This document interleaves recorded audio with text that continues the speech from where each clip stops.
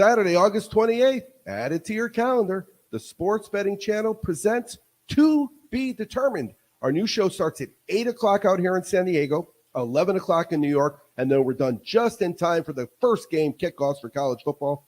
You're going to get 4 totally different slices of sports. Blackhawk West joins us for Saturdays in Canada and some plays for the CFL game. What do you do when the easy sports data is trending in opposite directions? Well, Mo's going to help us decide what to do on Something's Gotta Give. There's also Paulo's plays. Now, if you're not betting soccer, you really should be. And this guy is very, very good. Finally, there's Wake and Bake, where sports betting meets marijuana. Hey, the games start early here in Southern California. Now, 9 o'clock's a lot easier when marijuana is legal. It's like having 4 shows in one. Check it out Saturday, August 28th on the Worldwide Sports Radio Network, on the Belly Up Sports Podcast Network, and on the Sports Betting Channel. Be fearless at MMA Long Island and Seituha Karate. Located at 28 Colt Court in Ronkonkoma, MMA Long Island is the martial arts school for you if you want to learn combat-proven techniques, build confidence, discipline, and self-esteem while learning real martial arts to fight back against bullies, predators, and peer pressure. MMA Long Island offers group and private lessons for all ages and levels in traditional Goju-Ryu Karate, MMA, and self-defense. MMA Long Island is one of Long Island's most affordable martial arts schools. There are no promotion, belt, or membership fees, and family discounts are available. All classes are taught by 7th degree black belt Sensei John Benedict with over 30 years teaching experience. So whether you want to get in the ring or protect yourself and your family, MMA Long Island can help you reach your goals. Visit MMALongIsland.com. That's MMALongIsland.com or call or text 516-381-9660. That's 516-381-9660. Edward Lehman has been a trusted insurance advisor for over 16 years with insurance solutions for auto, home, commercial, life, and retirement. He's located at 54 Sunnyside Boulevard, Suite H in Plainview. That's just 1,000 feet south of 495. Local agent, local advice. The time to think about insurance is before you need it. So do yourself a favor and before you pay your next insurance bill, give Ed and his team a call, 516-935-3900, or visit him online at www.allstate.com/EL. Edward H. Lehman Insurance is your trusted insurance advisor. Do current market conditions have you nervous? Our experienced team of financial professionals at Heritage Harbor Financial Associates understands that no two investors are alike. We all have different goals, needs, and appetites for risk. That's why the one-size-fits-all approach does not work, especially when planning for retirement. At Heritage Harbor Financial Associates, we analyze your unique investment style so that you can work toward your individual retirement goals on your terms. Heritage Harbor Financial Associates can help you take steps to reach your retirement goals by providing a wide array of financial products to fit your needs, even for the risk adverse. Give us a call at 631-331-6599 to learn more or to set up an appointment with one of our financial professionals. You can also find us on the web at hhfa.org or on Facebook at facebook.com/hhfa.org. Our number again is 631-331-6599. That's 631-331-6599. Investments in stocks, bonds, and mutual funds and variable annuities are not FDIC insured and are subject to fluctuation in value market risk, including loss of principal. Heritage Harbor Financial Associates offers securities through AXA Advisors LLC, New York, New York. Member FINRA, SIPC, annuity and insurance products offered through AXA Network LLC. It is the Worldwide Sports Radio Network.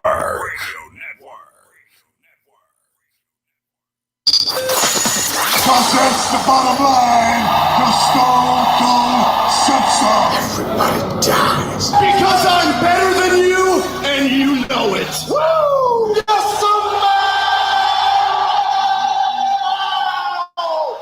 What the rock is cooking. Now, welcome to Off the Mats with Alex Slows, Josh Silverberg, and Lyle Gillen.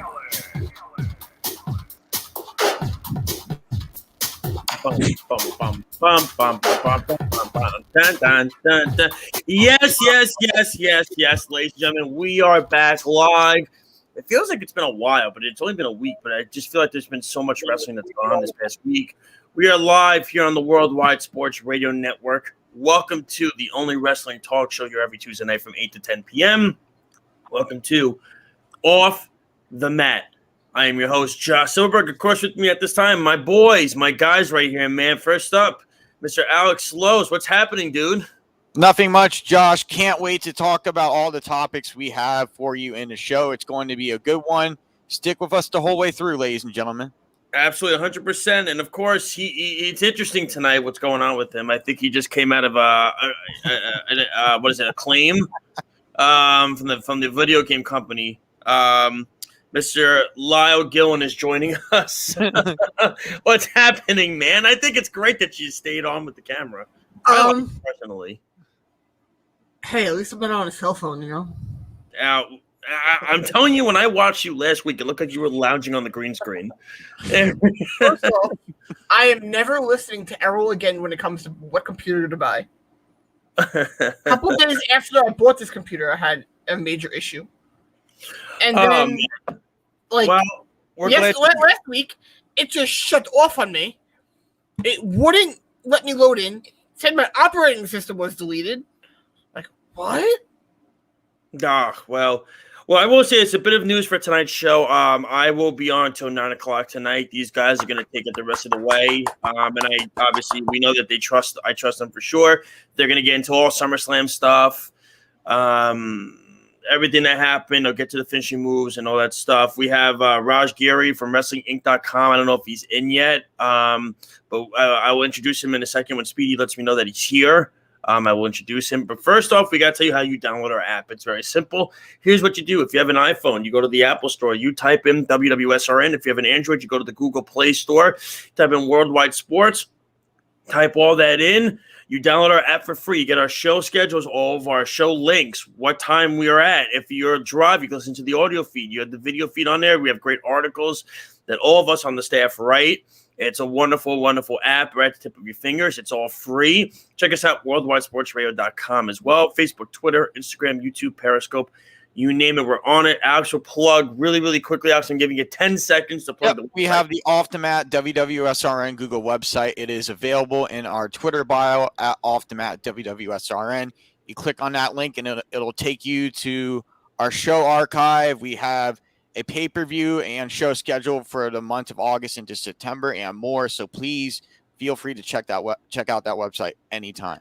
Well, I'm going to give this man the proper introduction because he has been on our show many times, but I reached out to him, and also we reached out to the two of the best guys that are in the business, right? One is John Alba, who's going to be with us next Tuesday, and I had to reach out to this guy. He's a friend of our shows. I've been DMing him as well.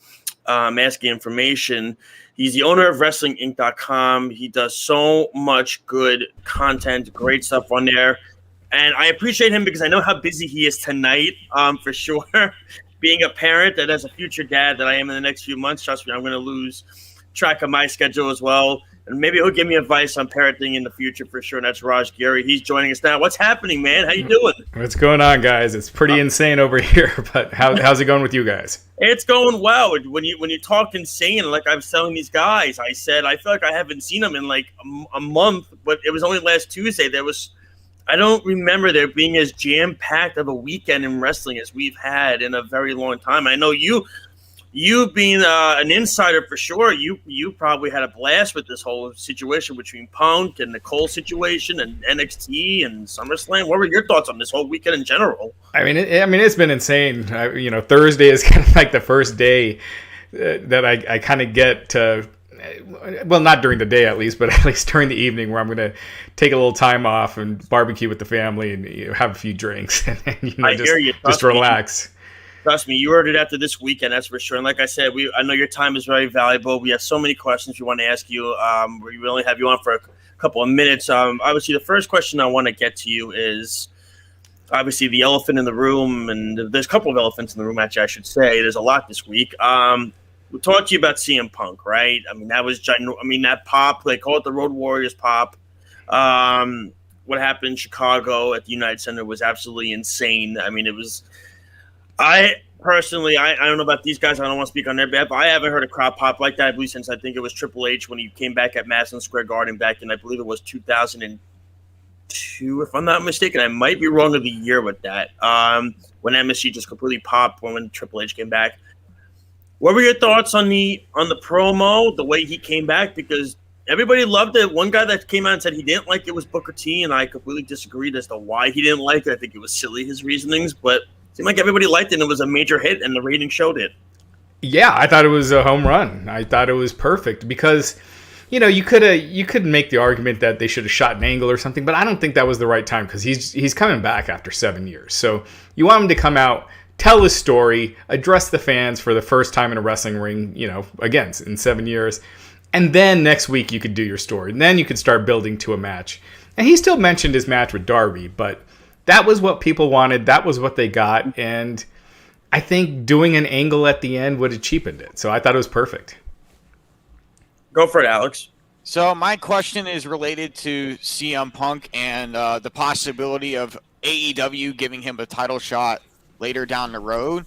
How do you think they're going to build up to that now that they have CM Punk and AEW, and now that they're going to have Daniel Bryan and probably Bray Wyatt coming along?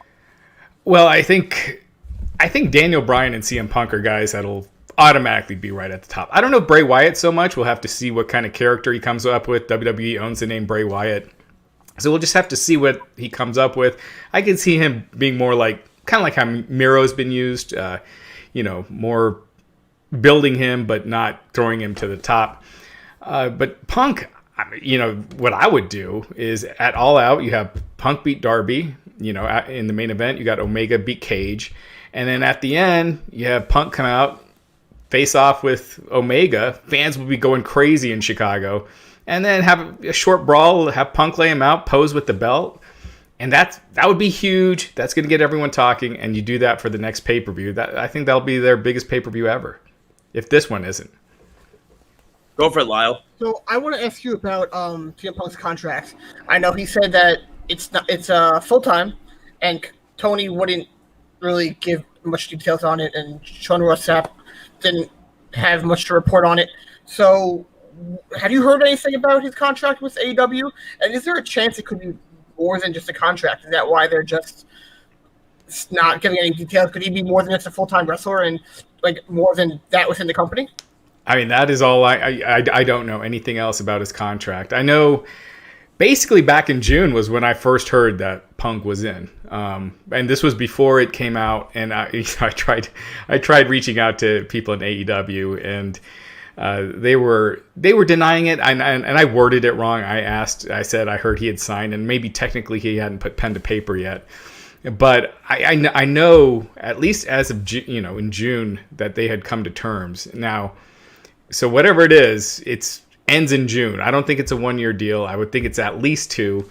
I haven't heard of anything else as far as coaching and stuff. But Punk seemed super happy when he came out, and he seemed like he had come across as bitter a lot over the last 7 years, and it felt like he finally found his love for pro wrestling again. We'll see how it goes. I can't imagine that changing. So I think he's probably with AEW for the long haul. We're joined by WrestlingGeek.com owner and one of the best insiders in the wrestling business today, Raj Giri. Raj, I got to ask you, and I was DMing it to you the other day, and I can't help my excitement because Lyle and I are going to actually be going to the Grand Slam show with AEW. And, of course, that's the other big show, right? And there's reports that there's another certain guy who we've mentioned is going to debut. That's Daniel Bryan. Or if they're going to call him Bryan Danielson, they might do that. They might go that route. Now, obviously, being an insider, I don't know if you want to, if you don't have everything together, but in your thoughts or what you've heard, is that happening? Is that what is the track right now? Is it to debut Bryan at Grand Slam, considering that on wrestling, I think it's WrestleTix on their Twitter page, there's 18,000 tickets have already been sold. I think they've sold 90% of the arena already. I mean, that's in New York City. I think there's not a better time to have a debut like that. If you want to try to top Punk's debut, then to have him show up at Arthur Ashe. Yeah, I think the only thing is, so I haven't heard of that changing. So as far as I know, that's the plan.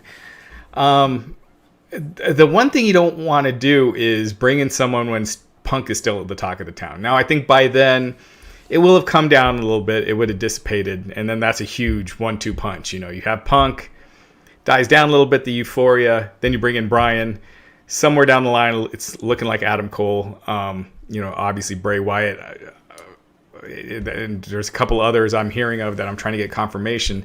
So, it's just those names, Raj. Or you're not allowed to? I can't right now. I haven't gotten second confirmation, so I'm working on it. I'm hoping that I get it this week. I'll DM you. We'll keep you between us. Don't worry. I won't. All right. Don't trust him. Don't trust him.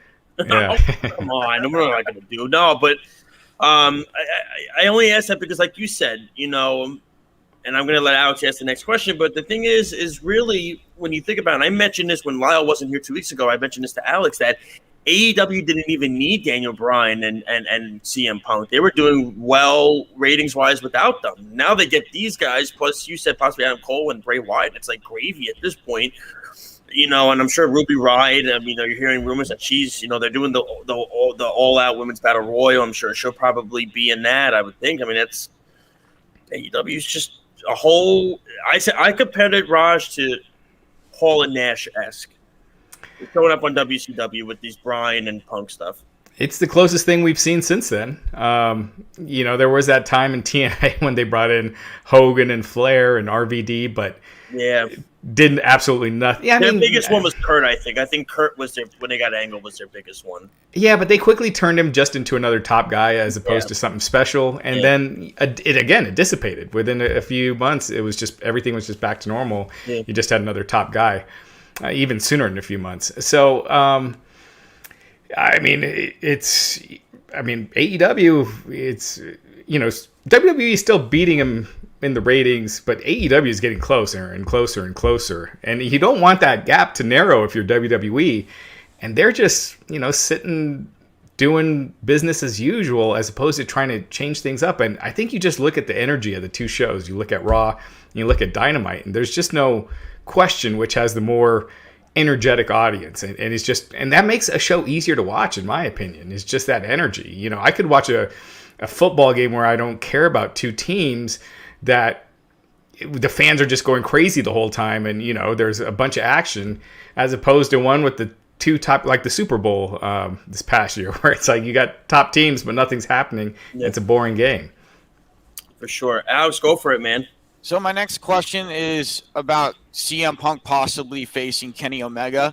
If they have a match down the road that leads to a title change, could you see CM Punk breaking his record from WWE? Because I know his record there was 434 days.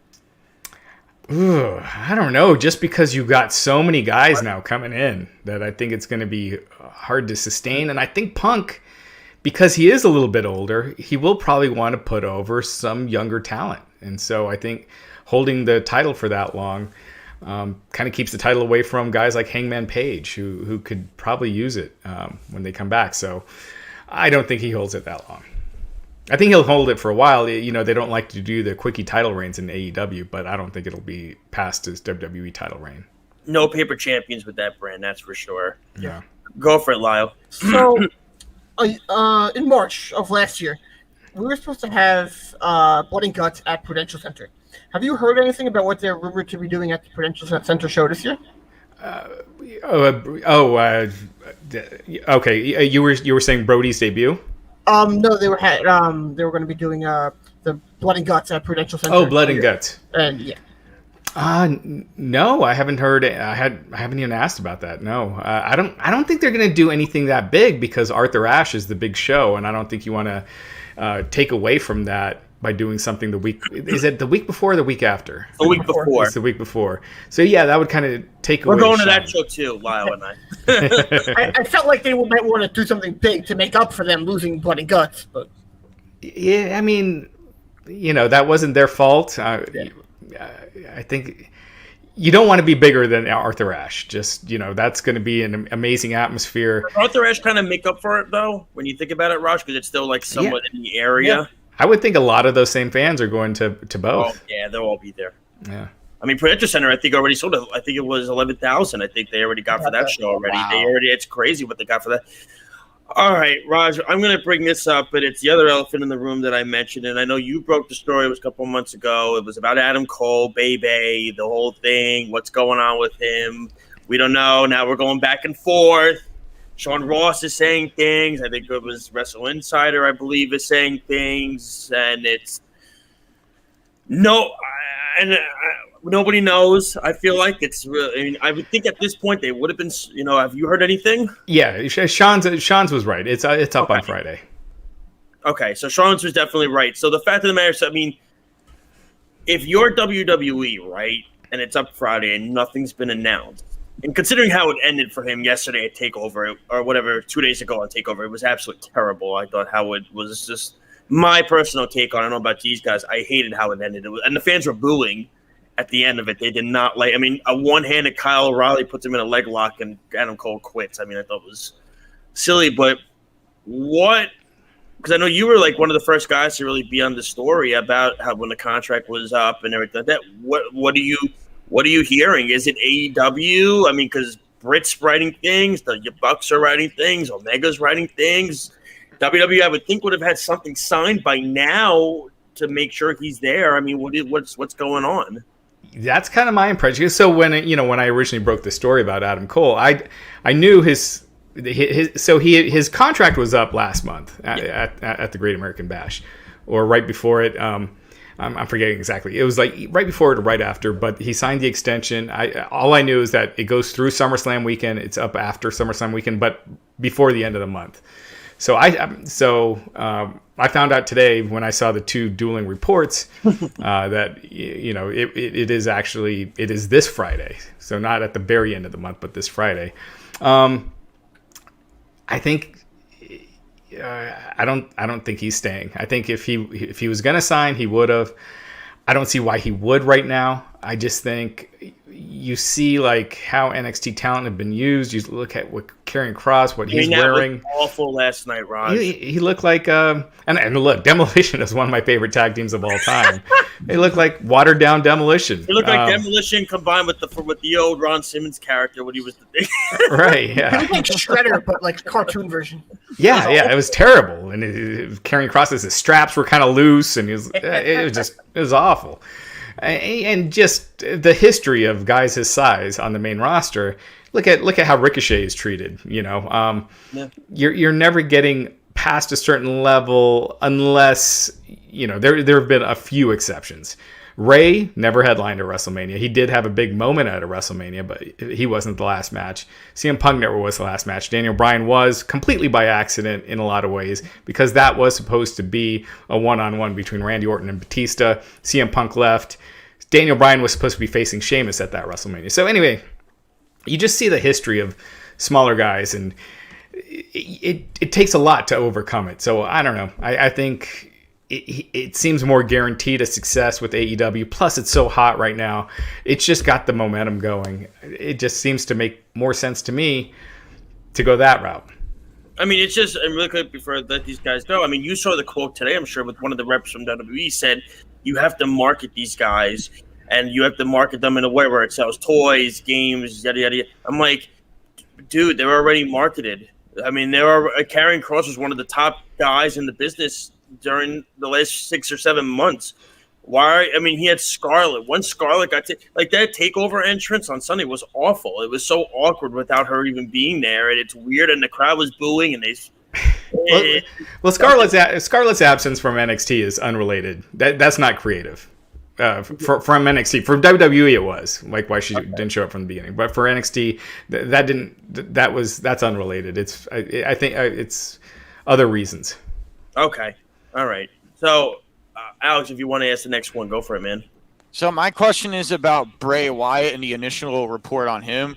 I read something earlier from Sportskeeda saying that the rumor was shut down and that there's no deal at the moment involving Bray Wyatt. What have you heard about Bray Wyatt and the possibility of him going to either AEW or Impact? He's not going to Impact. I mean, look, there are things I've been hearing with some of the different free agents, and I just can't say it right now.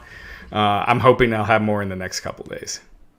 Yeah, So that means we're gonna get you on in the future again, right? Right, I'm just saying.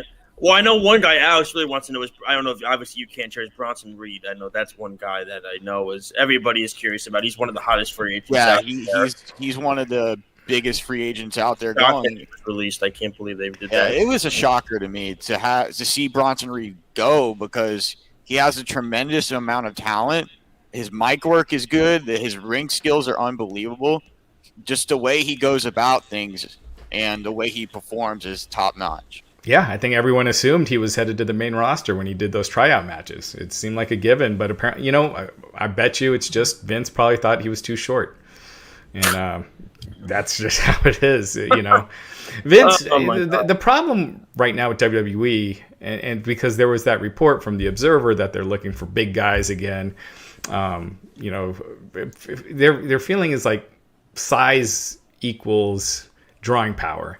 And I think just looking at the real world, the biggest combat sports stars are guys like Conor McGregor and Khabib Nurmagomedov and Floyd Mayweather and Pacquiao and Canelo Alvarez. They're all smaller guys. Tyson Fury isn't near a big a star as Mayweather or Pacquiao and a lot of these guys. So, and in the UFC, you've got John Jones is probably the only John Jones. Cormier's retired, so yeah, I'd say John Jones is probably like the only big guy who's a draw. So if you look at the real world, it's charisma, and that's what matters. And size doesn't matter with that. Go for it, Lyle. So I want to go back to Adam Cole for a moment. Now there were reports that I saw that when he originally signed with WWE, he gave them permission to trademark his name. Is that still? Do they still own that trademark, WWE? Or if he leaves, can he still go by Adam Cole? I've looked into that. I hadn't seen it, so I can't say for sure. I'm really not sure. It's a great question because when you think about it, if he can't have the name Adam Cole, then that takes away a lot. It takes away a lot of steam from him. I mean, I would think that would be a massive thing. So. Yeah, I don't know if it was actually if he did it actually go through? Because if it's not, he can contest it. He's got prior use, so yeah, I don't know. Raj, we're trying to squeeze a lot out of you tonight. That's for sure. But there's a lot going on. Whether you can answer or not. And there was another report that came out that says there's more than just Daniel Bryan planned at the Grand Slam show. I don't know if you're allowed to share. I don't know if you can or can't, or if you've heard anything. You could even say you've heard things, but I can't share. What are you hearing at this point? Because it just sounds like AEW. It sounds like Tony has more than just a CM Punk thing and a Daniel Bryan thing. Like there's even more possibilities coming in. I have not heard anything else about that show. So yeah, like I said, I've heard about some other talents possibly signing there. And it's not Ric Flair. It's some others. So okay. I'm hoping to get it in the next couple of days. But as far as that show specifically, all I've heard is Daniel Bryan, and that was first by Cassidy Haynes. And yes, yes, go for it, Alex. So my next question is about the rebranding and restructure of NXT. So going back to what you were kind of touching base on earlier, they're starting with younger guys, and they're not using big power, strong like guys anymore. And they wiped.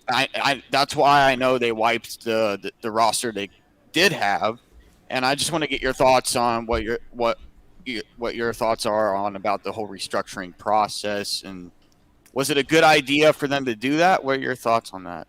Well, so the idea now is that they're only going to be bringing in, or mostly going to be bringing in bigger guys, and I think if you look at a lot of the bigger stars over the past several years, again, Daniel Bryan, CM Punk, those probably would not have been signed with this directive. Now, as far as changes of changing the look, rebranding it, I'm all for that. I mean, you look at NXT and you look at AEW, NXT looks so minor league as far as a product, a presentation compared to AEW. AEW, you've got NXT before the pandemic, it looked like there was one row of fans because it was so dark.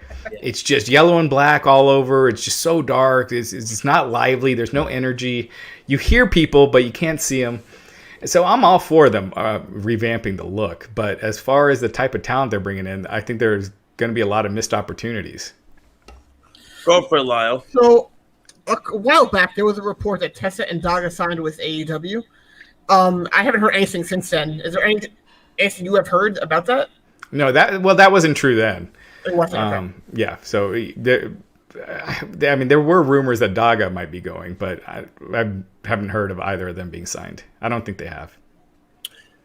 Raj, my last question to you is, and I'll let these guys ask one more as well, is when you look at the entire roster of AEW and you see it as a whole, even with Malachi Black and Anningham, and that was a great debut that he had, and that's how you build a superstar, and that's, I think, something other companies need to take note of. Do you think the roster might get a little too stacked at times? Is that like a concern, or are some guys concerned and girls concerned in the locker room, or are they like, yeah, we're all on board with whatever this is. We trust Tony. I don't know if Cody is there. I know Cody's filming his show right now, so I don't know if Cody's still doing the production work back here, if it's just Tony or not. But what are you hearing about this stacked locker room? Could it be too much?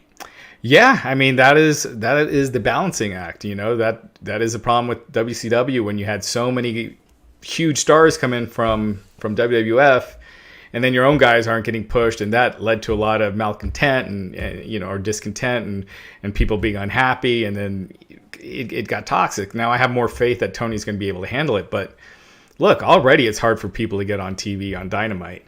With all these guys coming in, it's going to be that much harder. Now AEW's in a honeymoon period right now, where people are giving them the benefit of the doubt, but talent that are only on Dark and Elevation and are seeing all these ex-WWE guys on, Rampage and Dynamite, that definitely could be an issue going, down the road. So hopefully they manage it. I personally like the same guys not being on TV every week. It keeps the show fresh and by recycling them, but just making sure that you get guys like a Scorpio Sky or Ethan Page and Private Party and all these younger talents. You keep building them and making sure that they're in that rotation to get on those shows and not just on a Dark and Elevation, because those are clearly the C shows.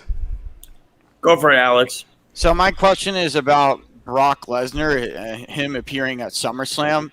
What was your initial reaction when he came out? Oh, I thought it was awesome. I mean, Brock is one of those guys. I love watching him. He brings something. Him with a ponytail is sick. I think it's awesome. Yeah, I mean he just has something that no other wrestler has. He just has this different presence and aura about him. So I loved it. SummerSlam. For me, it was like a thumbs down show until that main event. I thought the main event delivered. I thought it was really good, and then the Brock thing took it over the top. Mm-hmm. If they didn't screw up that Becky Bianca thing, it probably would have been a thumbs up earlier. But that left a bad taste. Go for it, Lyle. So you brought up the Becky situation of her returning. Now, when I initially watched that, I got a big vibe that they were trying to get the same sense of big moment that CM Punk had the night before. What was your reaction when you heard the announcers and how they were talking about it? Because that's really what turned me off from the entire moment of her returning. Yeah, so it's funny because we were the ones to break that Sasha that day during the show.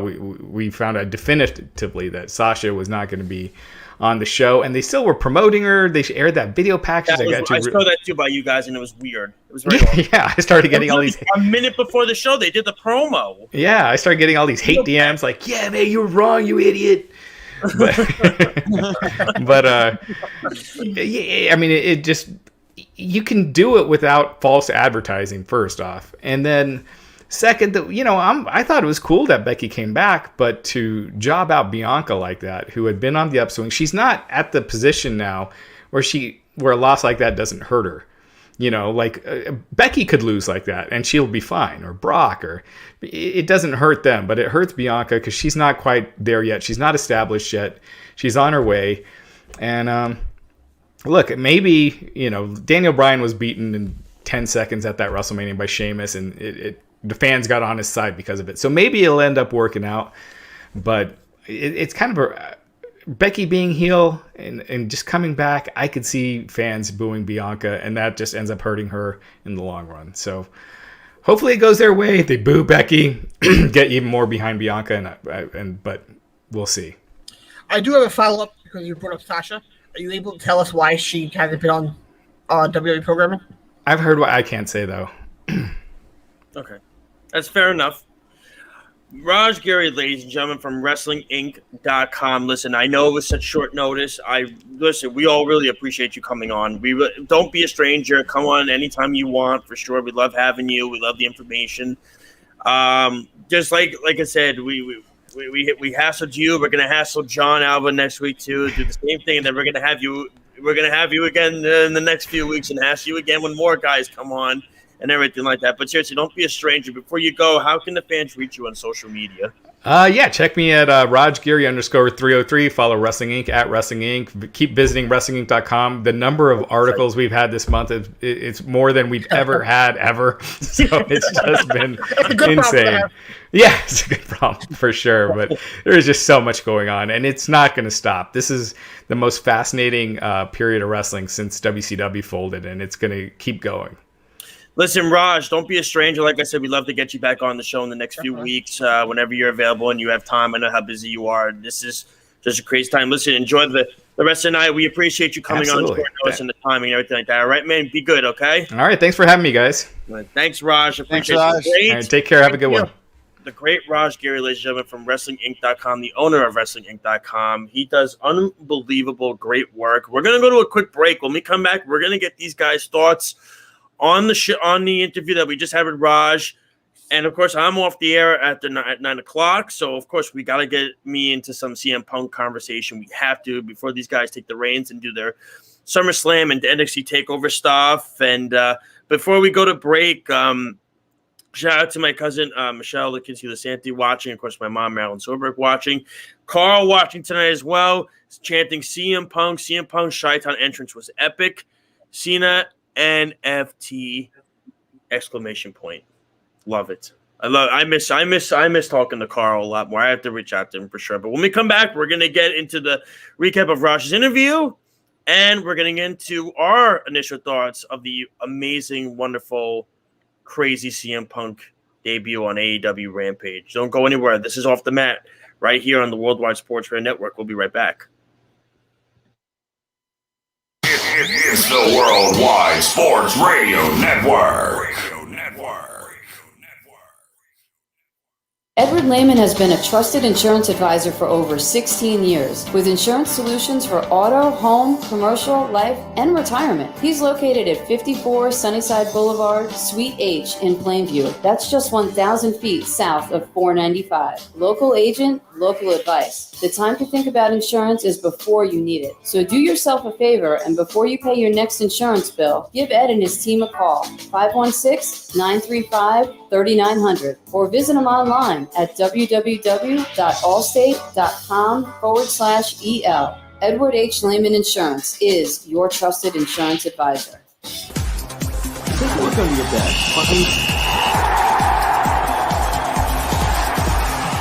Saturday, August 28th, add it to your calendar. The Sports Betting Channel presents To Be Determined. Our new show starts at 8 o'clock out here in San Diego, 11 o'clock in New York, and then we're done just in time for the first game kickoffs for college football.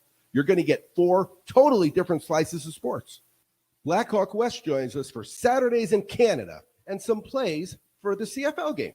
What do you do when the easy sports data is trending in opposite directions? Well, Mo's going to help us decide what to do on Something's Gotta Give. There's also Paulo's plays. Now, if you're not betting soccer, you really should be. And this guy is very, very good. Finally, there's Wake and Bake, where sports betting meets marijuana. Hey, the games start early here in Southern California. Now, 9 o'clock's a lot easier when marijuana is legal. It's like having 4 shows in one. Check it out Saturday, August 28th on the Worldwide Sports Radio Network, on the Belly Up Sports Podcast Network, and on the Sports Betting Channel. It's the Worldwide Sports Radio Network. This is the worst town I've ever been in. No!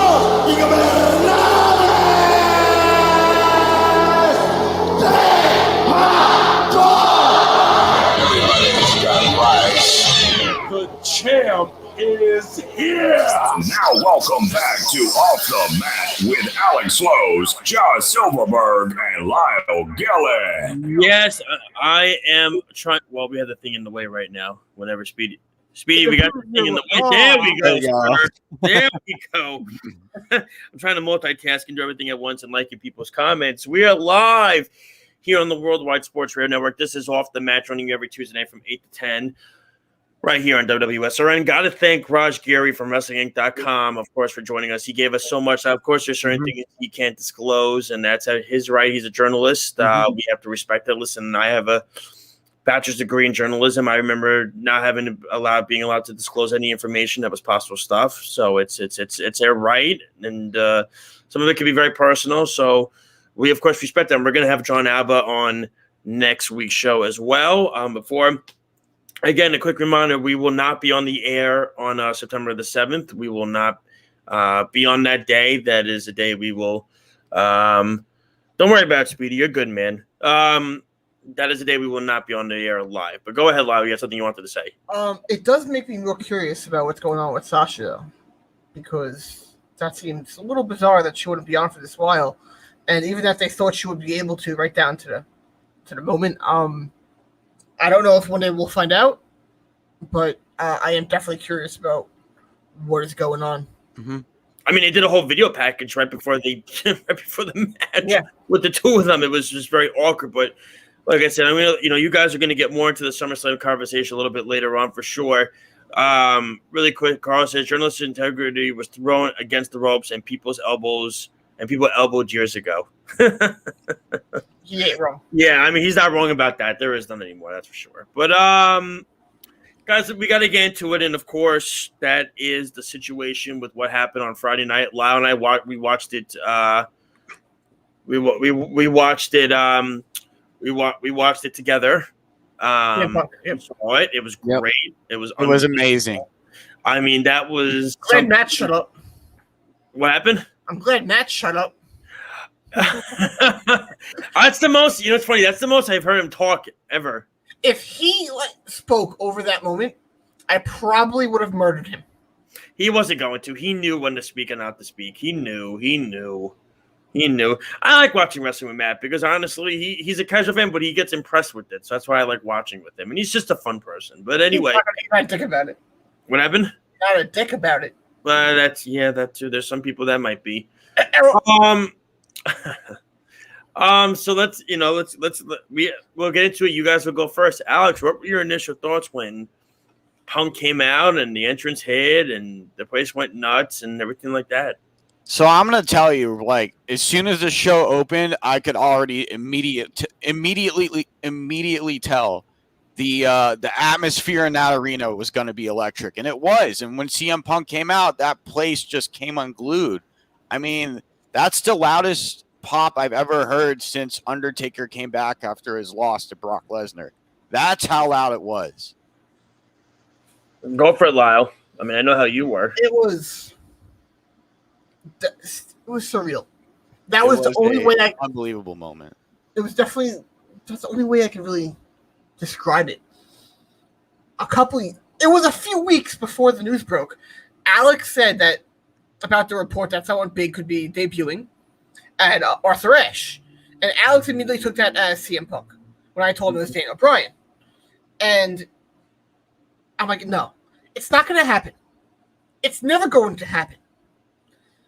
That's how quickly it turned around from he's never coming back into wrestling to, okay, he's back. It was a complete 180. Yeah, it was. It was just something that was surreal. And I didn't want to say access to Raj because it's not something that I don't have a reasoning to really think it besides guessing what they said in their press conference. Like I asked Raj, I asked him why he might, about his contract, CM Punk. But Sean Ross hasn't really given too much details about it. He hasn't been able to get any details. All that Tony Khan said was that it's not short term. He's going to be here for a very, very long time. CM Punk said he's full time. So now, what could be something in my mind that could entice him to come back besides just being a wrestler? Because CM Punk has enough value to a company like AEW that is more than just wrestling. We know how good of a wrestling mind he is.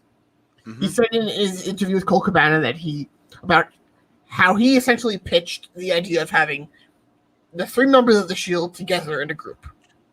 He came up with the Threaded Edge Society. He's very creative. My theory is that part of the agreement for him to come in was for him to not only have control of himself, but for him to be a minority owner and have part of the company and have part of control and say in creative. Because I think it makes sense. Why would, if he was just regularly contracted, Fightful gets all those details pretty easily. They were easily able to find out when Adam Cole's contract was up. Why are they being so secretive? I don't know. Something's going on. There's something more to it, in my opinion. I think he has a minority stake in the company now, and they just don't want to say that. But yeah, I think that I think he's a big asset to creative also, and I think it's all around a perfect move for the company. Yeah, I mean, I said it, like I said it weeks ago. I said AEW was doing really well. And, they didn't even need Daniel Bryan and CM Punk. And at this point, getting the two of them it's gravy at this point because it's so game-changing because Rampage had, 1.1, I think it was 1.19 or 1.19? On a Friday night. And I think I mentioned this last week, and I actually mentioned it before.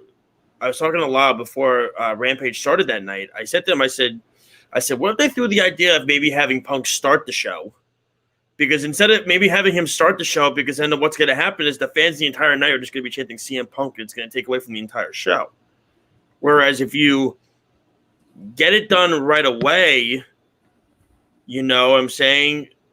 I think the important thing is if you get it done right away, hasn't CM Punk torn both the ACLs? That I don't know if he has. I haven't. I don't think I've ever heard that before. But no, maybe he did MMA, but not in wrestling, I don't think. And also, by the way, nobody even told me that. I thought of that in my head, that if I think he should open the show because then it's going to take away from the rest of the entire show. In regards to Punk just starting the show, I think you saw it when the Rampage music went off the air. They're already chanting CM Punk 2 seconds into the show. It's completely done, and and everything like that. I mean, I look at it in the standpoint of, when I look at the way, and also, by the way, somebody did tell me that it could happen. It wasn't a definitive. I asked that person that question if it could happen. So he didn't give me the answer. I'm not gonna say who, but it was. I asked the question: do you think that they would maybe have him start the show? Would that be an idea? So my thought process when I'm watching this, the part that got me goosebumps was really when he called Darby. And you see Darby up in the, up in the ceiling with Sting. Mm-hmm. See Darby's chopping at the bit for this match. He's stretching his neck. He's smiling. He's, he's like, this is it. This is, this is going to be a great moment for me. I mean, just think about everything that he's been through up to this point. I mean, he's been talking about CM Punk or Darby. Darby. I know Darby's body on the line, like the stuff he's gone through, the unimaginable pain in these matches. When you think about the last 5 or 6 months, he's got to team up with Sting, win the TNT Championship, and now he gets to face CM Punk in Chicago. Mm-hmm. And that's high praise for somebody in that company. And a lot of people that are saying, but this other, these other guys that originally started in AEW, they can be pushed aside. They can be pushed away. Darby's still getting pushed. Mm-hmm. Because he's become. And that's the thing. Darby was still cheered when CM Punk called his name. Chicago, the United Center was still chanting for Darby. Mm-hmm. called his name. He's not going to get booed. No.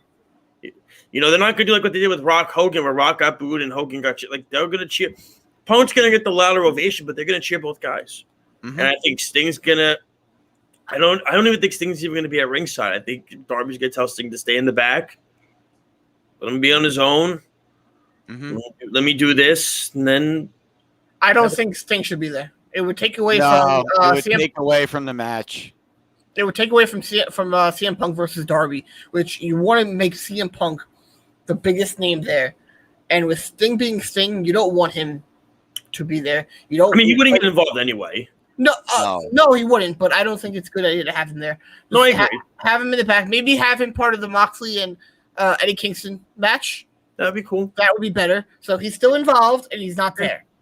I mean, he could walk out with Darby, and then Darby looks at him and says, "I don't need you now." And then Sting pats him on the back and says, "Go get it." And then Sting walks to the back and let Darby be on his own out on the skateboard or something like that, do his thing and do it that way. I think that would be a cool way to do it, because Sting still gets his pop and gets his entrance, and then therefore he gets to go to the back, and it's like he still was a part of the show somewhat. You know what I'm saying? So I think that would be a cool way to have this. But that was the part that really got me, because, I mean, here's the thing. Like, you can see it. I mean, this is one of the original Darby shirts that I'm wearing. Yeah. This The is new one is cool. With that, like, half skateboard on it. I really I agree with you. I always like to get the ones that are, like, their first. I like to get usually their first designs is usually what I like to originally get, because I like to say, like, I was on board with this guy or this girl when they first started. Like, you know what I'm saying? That's usually how I like to do it. And Darby, I was hooked after his Cody match way back at Fyter Fest. I don't like shirts that have like their face on it. I hate that. No, that's fine. Listen, that's fine. Not my style. No, I mean I like this shirt a lot. It's one of my favorites. I love this shirt with Darby. I think the match at Fyter Fest was with Cody years ago. That was my hook to Darby at that point. And look, do I think Darby's going to win? No, but I think it's going to be a great match. I think it's going to be a classic. I think it's going to be really good. You wonder if Dave Meltzer's actually going to give it a 5-star rating that doesn't involve the Elite or somebody from New Japan. That would be a nice thing for a change, possibly. Because usually it's either a New Japan match or somebody from the Elite gets the 5-star rating. So, I mean... there's a reason why they're the Elite. Yeah, I get, but I mean, still, though, like, if Darby CM Punk has a 5-star match, give it to them. Give them the rating. You know what I mean? Not that it matters what Meltzer does or thinks. It's just his opinion. Like, I don't understand why people get so worked up about it. He's not. It's not like some official thing. Oh, it's not. It's just his opinion. Yeah. Like, I never understand it. The guy, in the guy's opinion, he says what he thinks is a 5-star. Punk actually has a 5-star match with Meltzer. I believe it. Yeah, he got one. He got one at Money in the Bank against Cena. Brian? No, against John Cena. Yeah, Money in the Bank. Oh, that's right. Yeah, I forgot about that one. So that was a hell of a match. That was a great match. That was Cena's best match. For me, CM Punk's return was by far the best moment of the year for me and for AEW, because seeing him come back after being gone for 7 years made the moment much sweeter. Because, like I said last week, year after year, people would speculate, oh, CM Punk's going to go back to WWE, and then he would shut down the rumor, and then it would happen a year after. And just the fan reaction was great, and it definitely got. I definitely can't wait for all out and this match. It's going to be a big main event, hopefully a main event on the card, possibly. I mean, my personal take, and I understood 100% where Raj was coming from, because listen, Omega Punk. I mean, look, I understand you want to build Punk. You don't want him to rush through the front of the line quickly, but I think it's going to be so freaking impossible. I think there's just certain guys that it's just completely impossible to not put him at the front of the line. Depends on how good he is in the ring still. Yeah. Well, that's the question, right? And the thing is, going to top level, then yeah, I think you push him right to the top. I mean, and that's the thing, and the thing is, this is a good test because Darby is very good in the ring. Yeah, Darby's excellent in the ring, so this is a test for him. Here's my one worry about that though, because I don't think they should push him to the top. What they should do is have Hangman get the belt. Okay. This is why I really hope it's a multi-year contract for CM Punk. You have Hangman get the belt off Omega. You then have Hangman have a little bit of a lengthy title reign. and then he loses it to MJF. And MJF, I see where he's going with this. Yep. First title defense is against CM Punk. CM Punk. Mm-hmm. That'd be great promos. And he puts over MJF. Yeah, that's how it should be. I mean, look, you know, between that, you have Bryan Danielson possibly coming in. Mm-hmm. You have Adam Cole possibly coming in. Malachi Black just came in.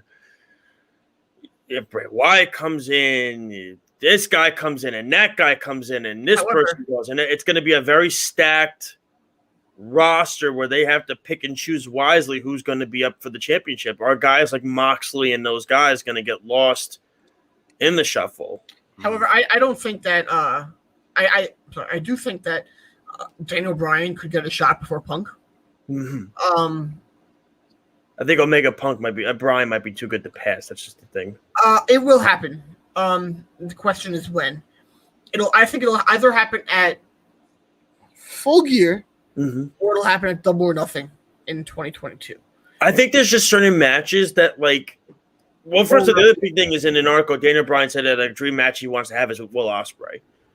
And now with this whole forbidden, and now with Ospreay in the country and with this Forbidden Door thing, if Daniel Bryan, you know, and it was, I think the other interesting comment is we didn't talk about the media scrum either, where it was such a weird example. By the way, really quick, I don't know if you guys watched the media scrum. I watched it on YouTube. Like, Tony Khan is so socially looking like awkward. He is, and the Punk, it's like so weird. Like compared to Punk, really screwed up.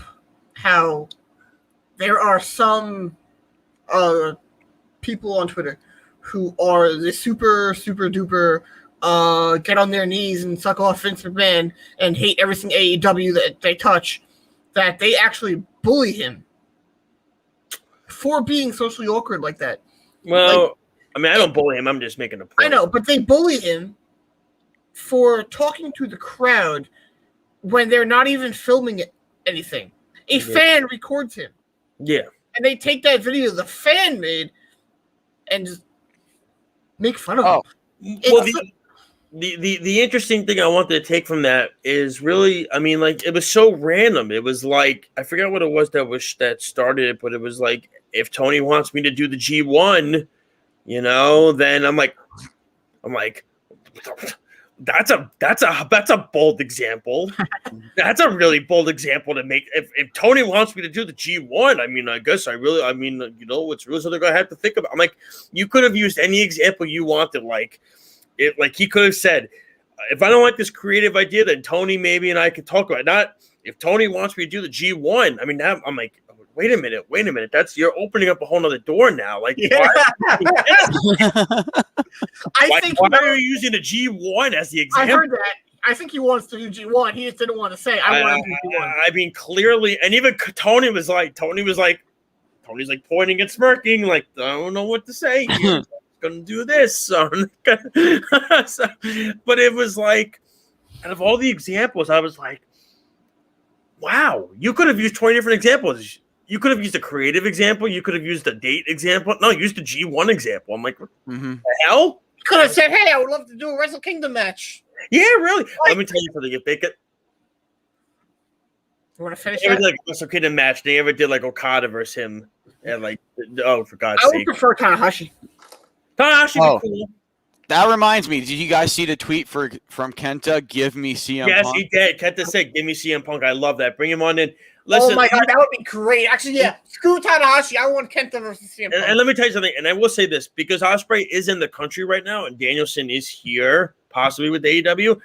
This is a very, very, very big opportunity for Tony Khan to really, you know, you want to have a good partnership. You brought guys in from New Japan. I mean, he's brought some big guys, but I'm talking like ginormous, humongous guys that I'm saying. Like, he's brought some nice guys, but nothing like you bring in a Will Ospreay to face a Bryan Danielson. So, that'd be huge. Before you go, Josh. Yes. Now, as my cats run around like it's the Kentucky Derby. Go on. Let's assume that Tony Khan brings in CM Punk. Mm-hmm. Oh, I'm sorry, Daniel Bryan. He already brought in CM Punk. I was gonna say he already brought in Punk. I thought you were creative wise. Say he does bring in Daniel Bryan, and say he does bring in Adam Cole. Hold on, yes, Speedy. Kentucky Derby. I like that.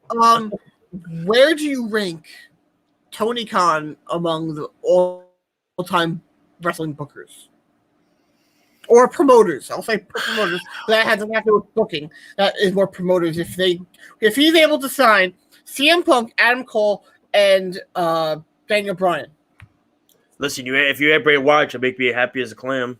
I don't want him on there. I know you don't, but you know what? And as Raj said it too, we don't know the kind of characters that these guys are going. If he would have a serious character, and it's kind of like an old school wrestling style. Which is why I think they would have him too. And he would be Wyndham Rotunda, or Rotunda Wyndham. Was that whatever is there? One of them. Then I would be all for that. But I don't think a supernatural character can work in AEW. They don't even have Abaddon on anymore. I don't think it'll work. I don't think I'm willing to give. What I'm willing to do is I'm willing to give anybody that Tony Khan signs that clearly Cody or somebody sees a very big dollar sign with creativity into that character. What if they sign Hornswoggle?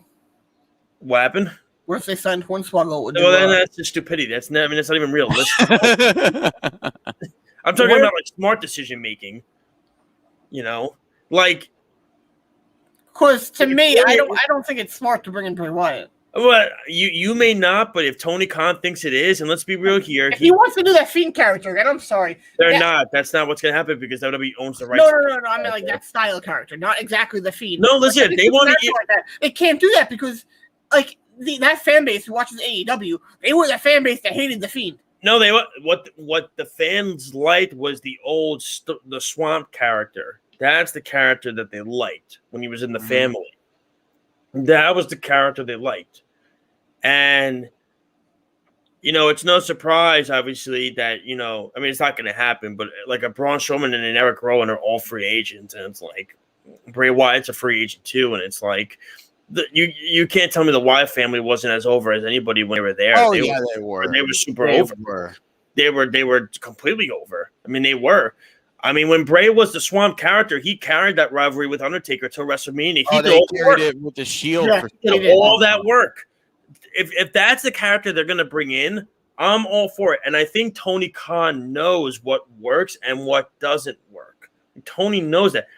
Tony's not going to bring in Bray Wyatt for the Fiend character because Tony knows that character did not work. But Tony's going to say, well, what if we bring back a semblance of Bray being serious, but we also bring a little bit of his old Swamp character that worked, and we bring that. Like, we're kind of like, you look at like the Malachi Black character, you're seeing what works. Like, he brought back a little bit of the Aleister Black character, but added a little bit of more aggression to the character, pain in the eye. Because you know why? Because the NXT fans liked it, and it brings a following, and it brings a fan base over. That's what it does. It takes away from the WWE fan base because they're saying, oh, crap. Bray Wyatt is on AEW. I was a Bray Wyatt. I'm going to watch AEW this week. Let's be real here. Bray Wyatt was number one in merchandise sales when he was in WWE. That's a huge following he had. If he goes to AEW, a lot of those people are going to go. And that Tony Khan, that brings a smile to Tony Khan's face because he's taken away from his rival competitor. I don't think they focus. They don't focus on that. They just want to do them. They don't I understand that, but at the same time, they want to be on that level. They don't want to take away from them. I get that, and I understand they say that, but listen, you cannot sit there and tell me in the back of your mind that Tony Khan doesn't want to outdraw WWE. I don't care. Give him a lie detector test. I think he just wants to be on that same level. No, I think he wants to be above that level. I think he wants to give fans an alternate product that's going to make it good, that the fans want to see. And they're going to want to see guys like Malachi Black and Bray Wyatt and Miro. And CM Punk. And Pac.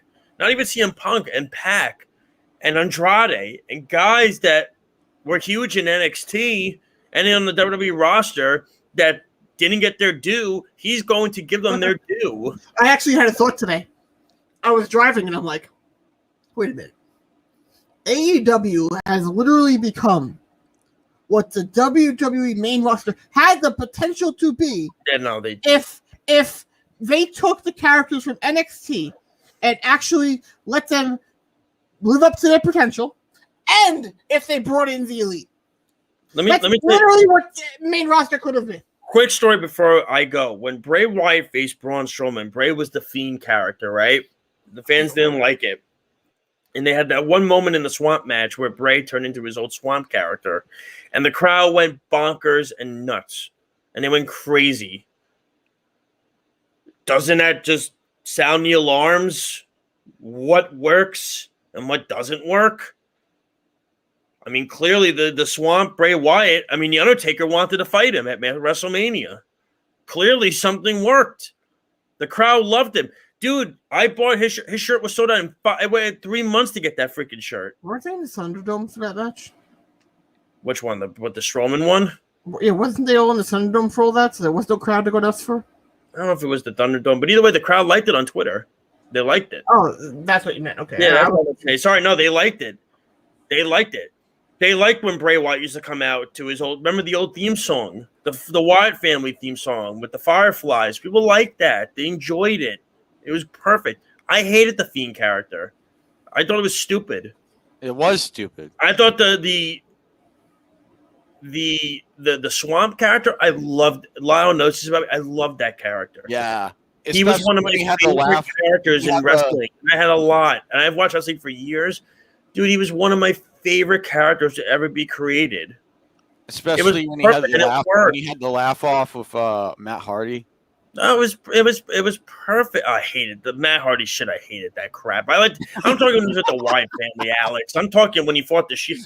Dude, when he was in the Wyatt family with against the Shield, dude, that was awesome. It was. And it was the Shield versus the Wyatt family. It was perfect. I remember it was Daniel Bryan and CM Punk versus the Wyatt family at the Royal Rumble. It was perfect. And the annoying thing is they never pushed Bray as that character, but when he became the Fiend, they pushed him. Mm-hmm. It didn't make any sense. No. The Swamp character was fine. It worked. It didn't make any sense for them to stop it. And it was horrible. And again, as Chris Jericho says, it was stupid booking. You know what I'm saying? Booking. It was lousy booking. And that's why Tony Khan knows that Wyatt character got over by a lot of people. So and the thing about it is he lets those guys be what they want to be in AEW. He gives them full mic control. He lets them do what they want to do.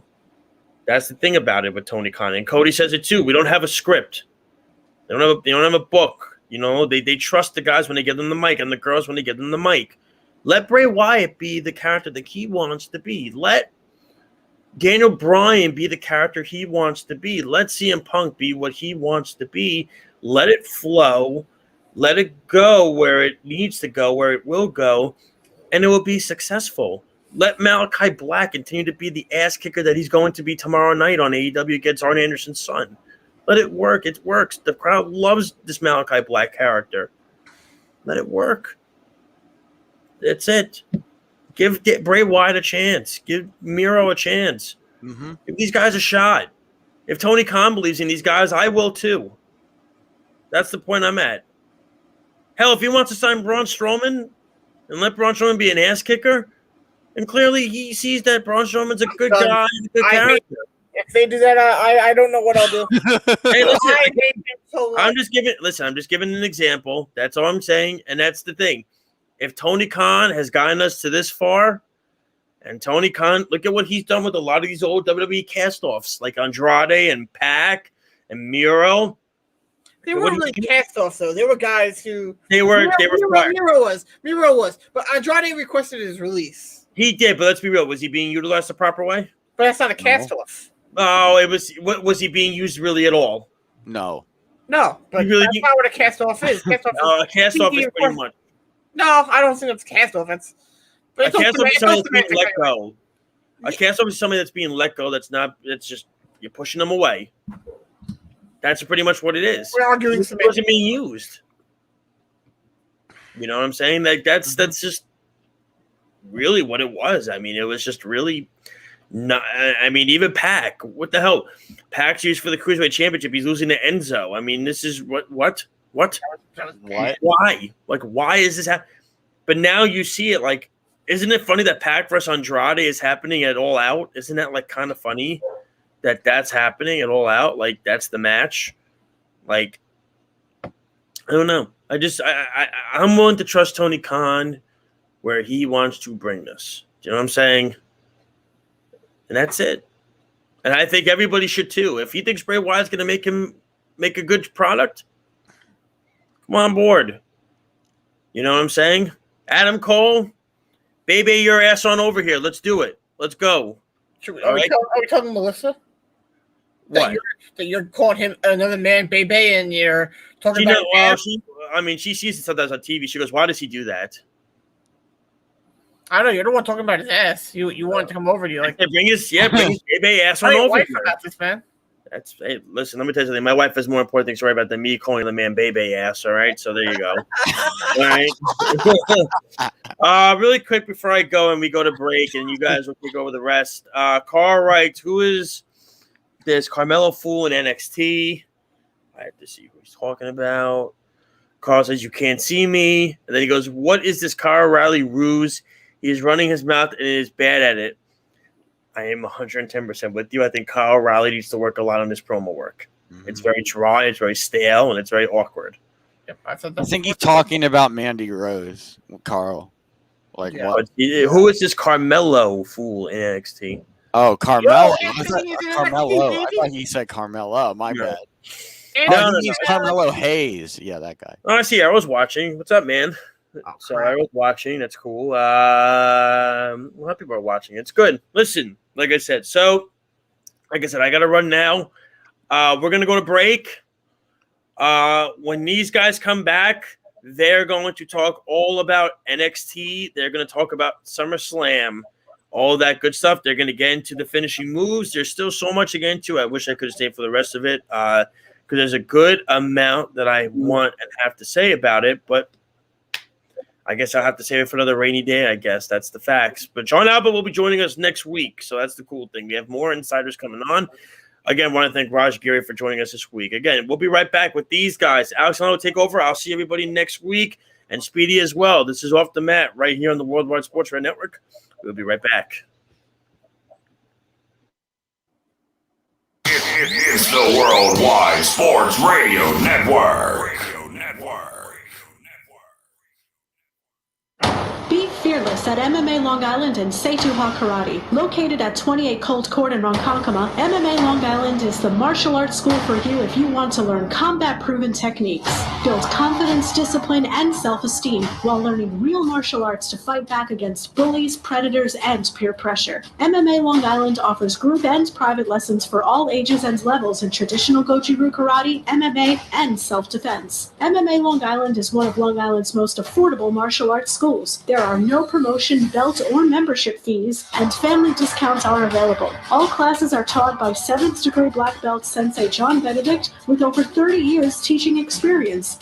So whether you want to get in the ring or protect yourself and your family, MMA Long Island can help you reach your goals. Visit MMALongIsland.com. That's MMALongIsland.com or call or text 516-381-9660. That's 516-381-9660. Of course my kid's in the right car seat. Well, I think he is. Yeah, my kid's in a booster seat. He was ready to move up. He is ready, right? Her car seat looks like the right size. There are probably rules on when to move up to a booster seat, aren't there? Rear facing, forward facing. I think I have it right. Car crashes are a leading killer of children 1 to 13. Are your children in the right car seat for their age and size? Don't think you know. Know you know. Go to safercar.gov/the right seat. I know my child's in the right car seat, or else I wouldn't get in the driver's seat. Brought to you by the National Highway Traffic Safety Administration and the Ad Council. You don't usually get a stock tip from a 16-year-old, but I'm here to tell you about a different kind of stock. It's called Better Futures, a stock for social change that's not about making money. Instead, you invest to help students like me go to college. This is beyond a simple donation. It's the opportunity for America to invest in its kids and take an active stake in the future of the country. The return on your investment isn't money. What you get back is knowing you protected our potential. So one day, that potential can grow up to become surgeons and architects, executives and engineers, people who can change the future just by being a part of it. My name is Alicia, and I am your dividend. Invest in better futures with UNCF. Visit uncf.org/invest. A mind is a terrible thing to waste, but a wonderful thing to invest in. A public service announcement brought to you by UNCF and the Ad Council. This is Nnamdi Asamoah. I play football for the Philadelphia Eagles, but what I do off the field with United Way might be more important. I'm a volunteer tutor and mentor. Why? Because over 1 million kids a year drop out of school, and that's not okay. It takes 12 years to create a graduate, but it takes about the same time to create a dropout. And the difference between a child becoming one or the other could be me, or it could be you. Studies show that if we get to these kids earlier, their chances are better. And kids who read well by 3rd grade are more likely to graduate. So join me in United Way. Suit up and take the pledge. Become a volunteer reader, tutor, or mentor. Because when a child succeeds, we all succeed. Give, advocate, volunteer, live united. Take the pledge at unitedway.org. Brought to you by United Way, the Ad Council, and the National Football League.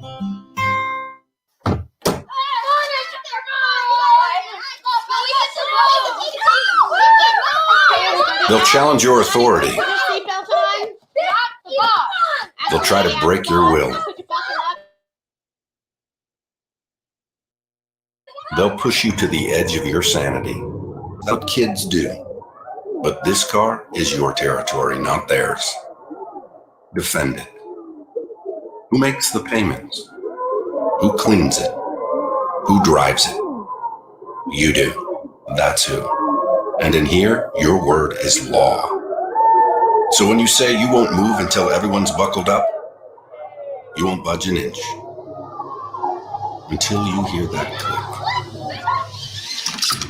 Never give up until they buckle up. A message from the National Highway Traffic Safety Administration and the Ad Council. For more information, visit safercar.gov/kidsbuckleup. It's the Worldwide Sports Radio Network.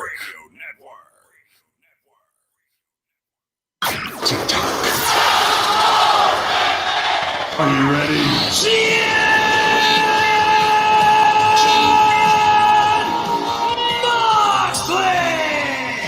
Now welcome back to Off the Mat with Alex Slows, Jarg, and Lyle Gillen. Yes, ladies and gentlemen, welcome back to the final hour of Off the Mat. I'm Alex Slows. With me is Lyle Gillen, and it's time to get into SummerSlam. So SummerSlam started. SummerSlam ended in a big way. We saw Brock Lesnar come out after Roman Reigns defeated John Cena in the Universal Championship match. What were your thoughts on that, Lyle? What did you think about Brock Lesnar coming out and kind of confronting Roman Reigns, pitching the idea for them to have a match? I thought it was great. I remember a while back I said that I thought that match could happen. And I'm right once again. It just makes too much sense. Paul Heyman hinted at it. It's gonna be good, and it's a match that has a great story built in right from the beginning. And it's all about Paul Heyman at this point. What they can do about that, I think, would be it'll be very entertaining television. Yeah, absolutely. And the rumor, the rumor that's going around is that Brock Lesnar is going to be a face, or do you think he's just going to stay a heel, or are they going to have? Well, they're not going to have a heel versus Roman Reigns. No, it wouldn't look good for Roman because he's the top heel right now in the company. So I think it's only fair to have Brock Lesnar as a face. And we haven't seen Brock Lesnar as a face in a while. I can't remember the last time he was a face. I would say Suplex City. Suplex. The entire arena, every single time he came out, was chanting for Suplex City. Yeah, they were. And one of the matches I hated from this card was the I'm trying to remember what match it was, but the women's match. Raj touched on it earlier. Bianca and Becky. Mm-hmm. It was just it's. I didn't like how they how she looked in that match, Bianca Belair, because they kind of like killed off her momentum there, and Raj definitely was right about that. Yes, from a logical standpoint as a fan, but when you talk about like a logical standpoint from maybe a sports or maybe a competitive point of view, now think about it this way: if you're in an actual fight, like say MMA, and your opponent drops out the day of the event, and they give you somebody else that you're unprepared for, Mm-hmm. you're gonna be caught off guard. Yeah. So, I think there is a story that can be believed to be part of it. I don't think it was a very good one that they should have told, but I don't think that her getting squashed like that was like this horrible thing. The reason why I did not like her return was the way the announcers acted. Mm-hmm. It felt forced. It felt petty.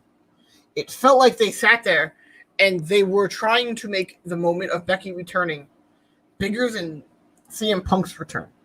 They even, I shouldn't say they, but Becky, tweeted a photo of her saying, "I'm back." The same word CM Punk said. It just felt very much forced.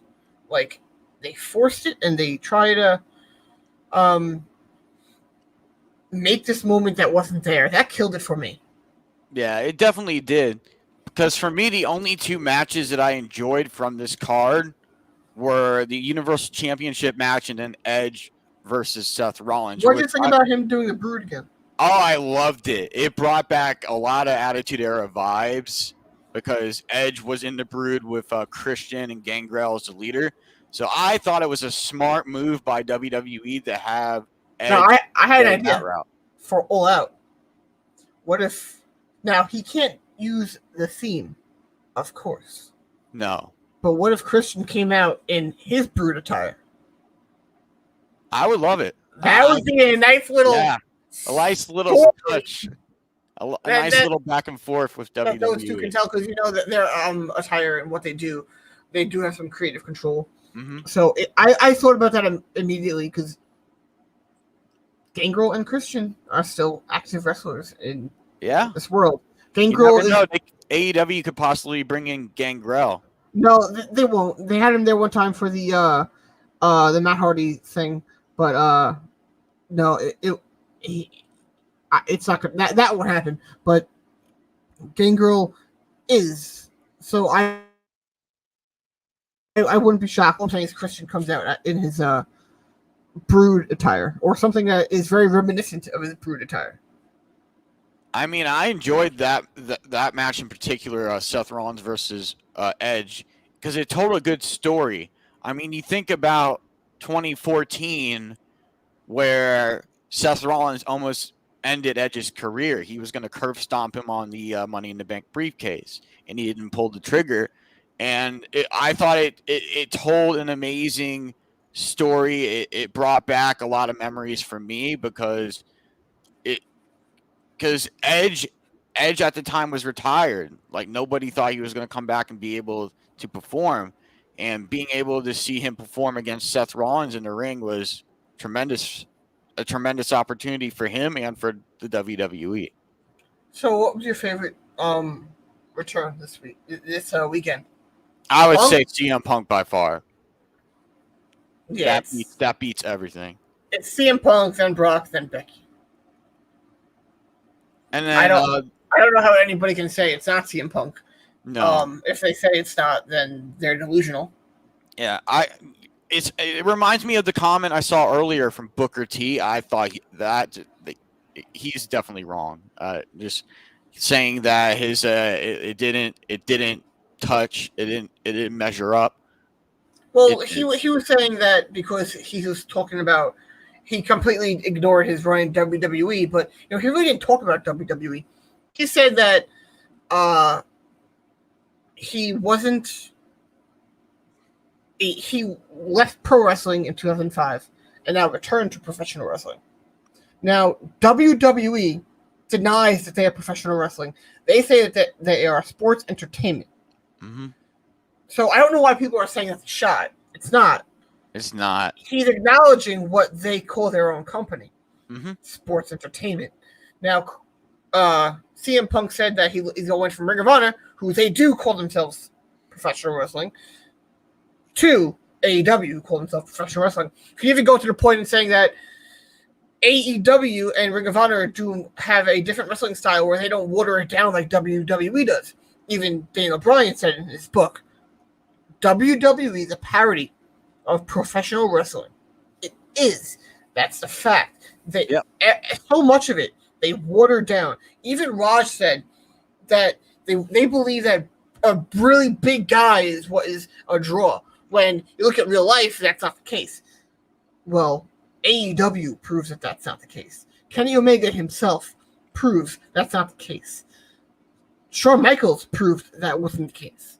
Yeah. It's just the way that they go about it is not professional wrestling how it should be. Professional wrestling how it should be is how pretty much every other company in the world but WWE. And it all comes down to WWE's mainstream, and they target the casual viewer.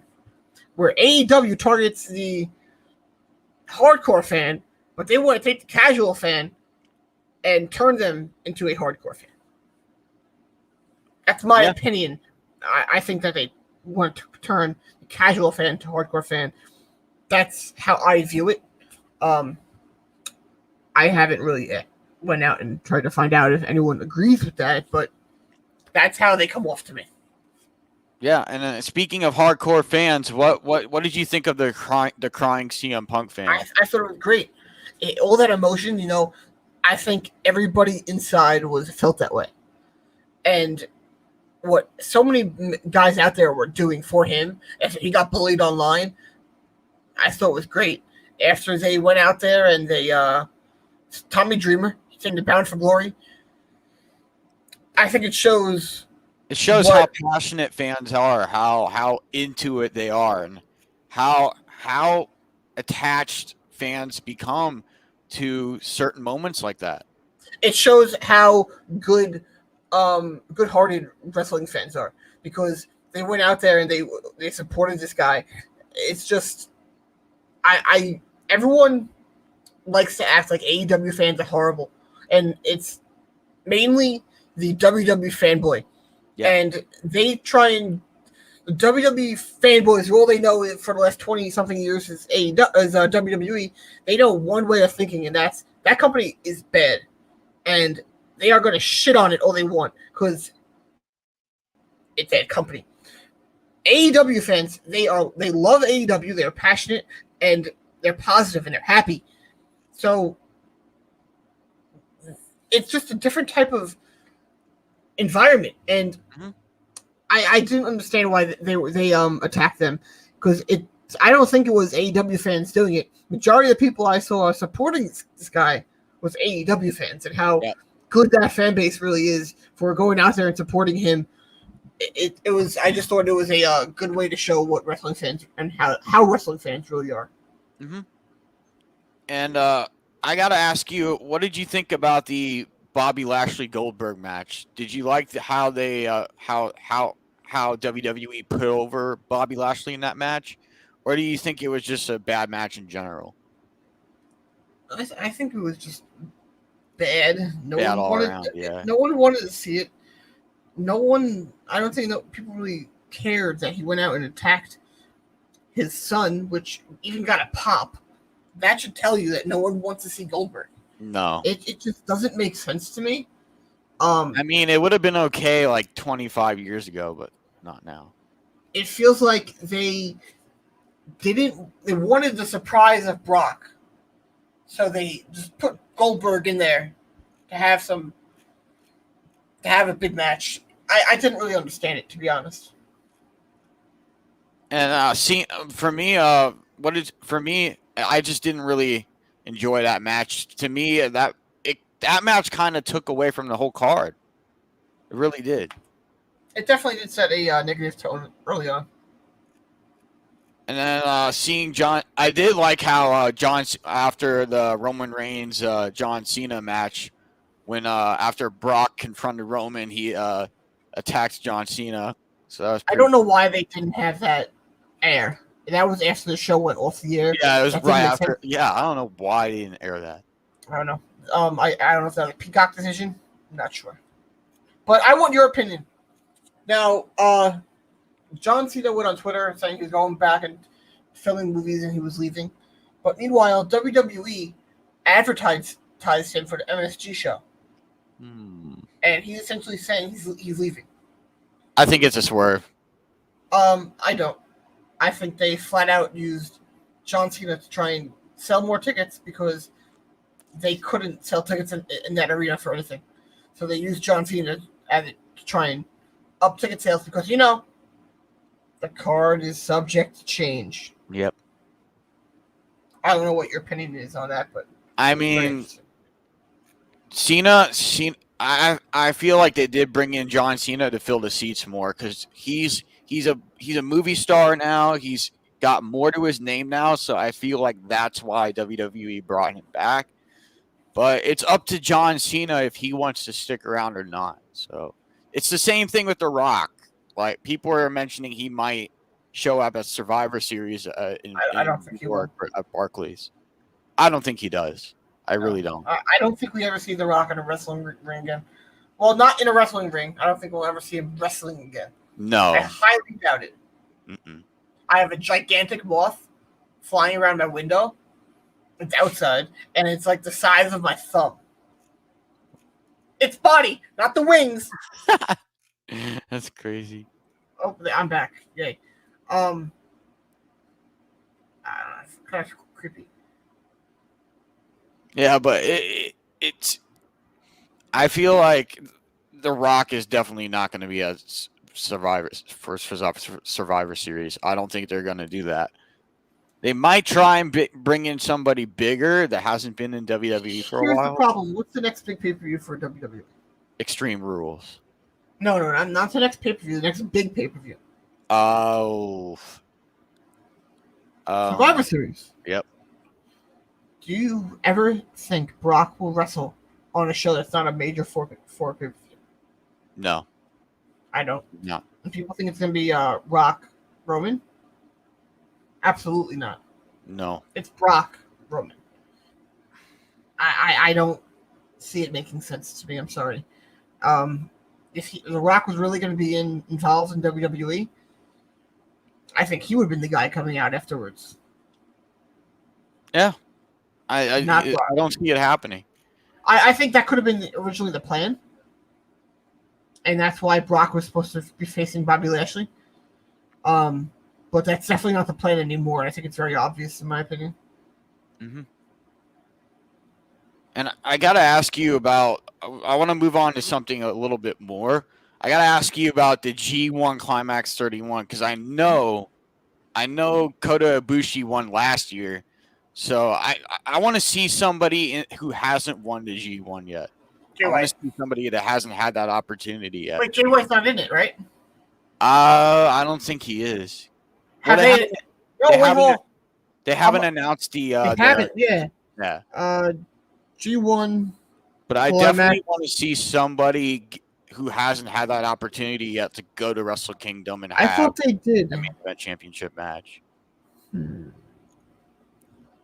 They did announce the dates, though. I know that they announced. I think it's September 21st or something like that. That's going to be extended into October. I'm trying to find this information. But for anybody who doesn't understand how the G1 Climax works, so it's 20. Best way to explain it is the cruiserweight tournament that NXT did. It essentially goes for a month. Yep. That's the best way. It's 20 wrestlers, and they're split into 10. So there's the A block and the B block. I think it's 2 for a win, 1 for a loss, and like 0 for a draw. Huh. Now, do you think Jay White could not be in it? I We'll can't have to picture wait Jay and White see. not I being in it. hope he's in it. I hope he is. I think. I don't know. I mean, if he's in it, I want him to win, 100%. But I definitely feel like somebody needs a new opportunity that hasn't had that star power, that mainstream spotlight yet. I disagree. My option 1 is Jay White, but I could 110% see them giving it to Okada. Yeah, that could possibly happen too. Okada could win. I said Okada should have beaten Shingo. Look what they did. Well, what the year New Japan has had. If they have if COVID starts to subsidize, or subside, I don't know.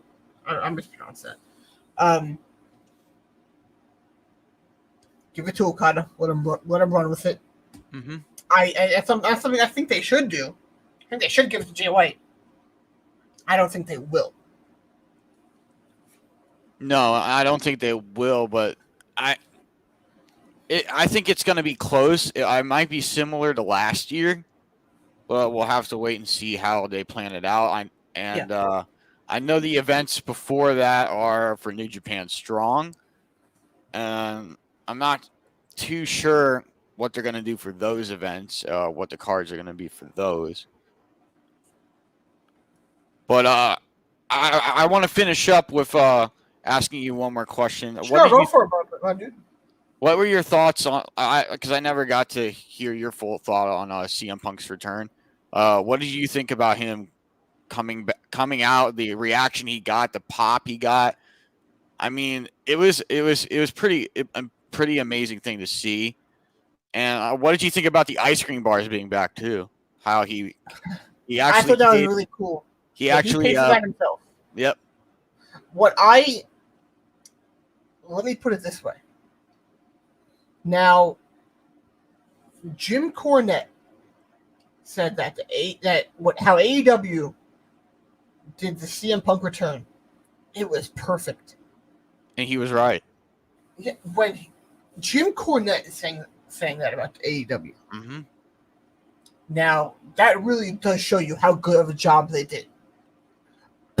If you understand how much negativity Jim Cornette says about AEW, then you will very much understand how big of a compliment that is. Yeah. I mean, and if there was anything slightly wrong with it, he would have found it a reason to bash him over it. Yep.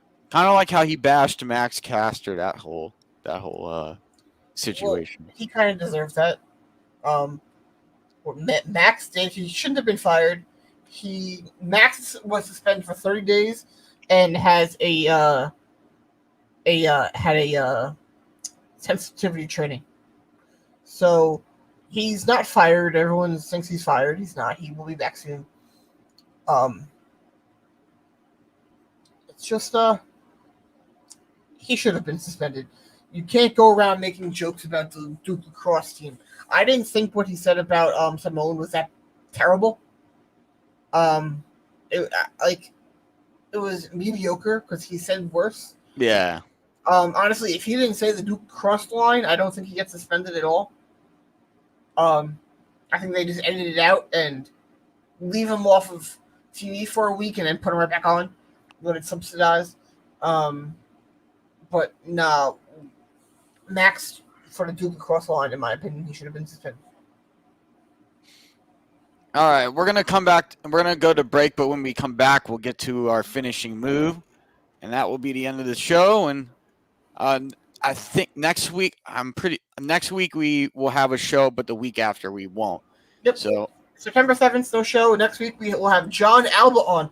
So make sure you tune in next week for one of the best wrestling journalists out there today. Absolutely. This is Alex Slows and Lyle Gillen. We'll be right back here on the Worldwide Sports Radio Network. It's the Worldwide Sports Radio Network. Do current market conditions have you nervous? Our experienced team of financial professionals at Heritage Harbor Financial Associates understands that no two investors are alike. We all have different goals, needs, and appetites for risk. That's why the one-size-fits-all approach does not work, especially when planning for retirement. At Heritage Harbor Financial Associates, we analyze your unique investment style so that you can work toward your individual retirement goals on your terms. Heritage Harbor Financial Associates can help you take steps to reach your retirement goals by providing a wide array of financial products to fit your needs, even for the risk adverse. Give us a call at 631-331-6599 to learn more or to set up an appointment with one of our financial professionals. You can also find us on the web at hhfa.org or on Facebook at facebook.com/hhfa.org. Our number again is 631-331-6599. That's 631-331-6599. Investments in stock, bonds, and mutual funds and variable annuities are not FDIC insured and are subject to fluctuation in value and market risk, including loss of principal. Heritage Harbor Financial Associates offers securities through AXA Advisors LLC, New York, New York. Member FINRA, SIPC, annuity and insurance products offered through AXA Network LLC. Ranger Station, Ranger speaking. Hi, I'd like to report a bear hug. Okay. Well, we were building a bonfire, and I saw some, dry brush and leaves around, so, I said to move the bonfire somewhere else, and out of nowhere, Smokey Bear shows up and hugs me. So you noticed some wildfire hazards and moved your bonfire to a safer location. Yeah. Yeah, that's Smokey, all right. He likes it when people help prevent wildfires. It hits him close to home. Not everybody gets the hug, my friend. So that's pretty special to get a hug from Smokey Bear. So it was him. Guys, I told you it was Smokey. Okay, well, congratulations, my friend. And thanks for calling. There are many ways to prevent a wildfire. Learn how you can do your part at SmokeyBear.com. Only you can prevent wildfires. Sponsored by the U.S. Forest Service, Ad Council, and your state forester. Hope you enjoyed your meal. And I just want to say, he's lucky to have a brother like you. Lucky? Caring for my brother is far from easy. Waking up every day, lifting him from the bed to the wheelchair to the car to get him to therapy on time. It's no small task between the doctors and the diagnosis, but nothing can disable this love. This is my big brother, my hero. He's part of me, like my arms and legs, so I'll be his. See, there's no time for tired. This starts again tomorrow. He'll be waiting for me. I wake up for him. I know he needs me, but I'm the lucky one, even though I need help now and then. If you're caring for a loved one, visit aarp.org/caregiving for care guides and community, or call 877-333-5885. Caregiving Resource Center. Support for your strength. Brought to you by AARP and the Ad Council.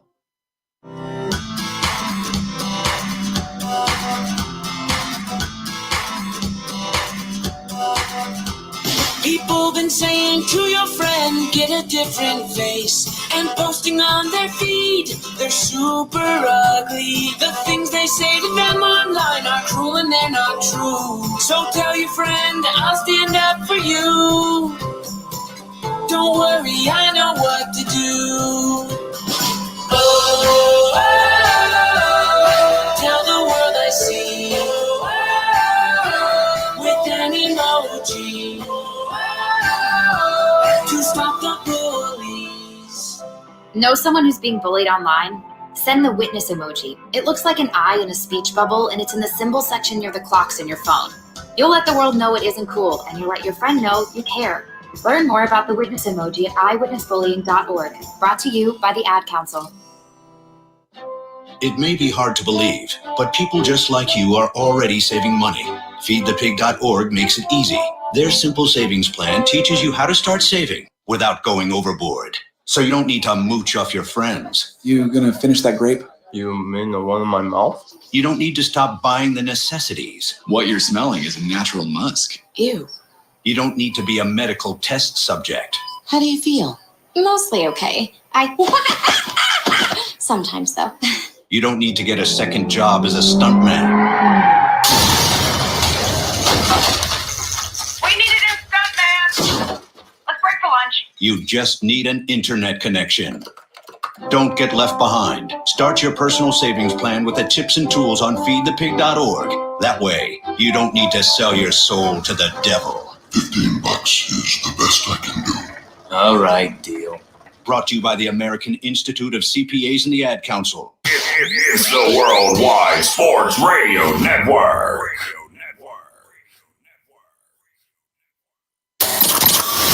Rest in peace. Welcome to the Shield of Justice. I'm the Boogeyman, and I'm coming to get you. Oh, it's true. It's damn true. Now, welcome back to Off the Mat with Alex Slows, Josh Silverberg, and Lyle Gillen. Ladies and gentlemen, welcome back to the last few minutes of Off the Mat. I'm Alex Slows once again with Lyle Gillen. And Lyle, I want to talk to you about Karrion Kross and the match that he had against Samoa Joe. What did you think about it? Did you like the finish, or do you think it could have been much better? Do you think it could have had some improvement? Well, the finish in the match is what no one cares about. The fact that he looked like crap, yeah. Like, what?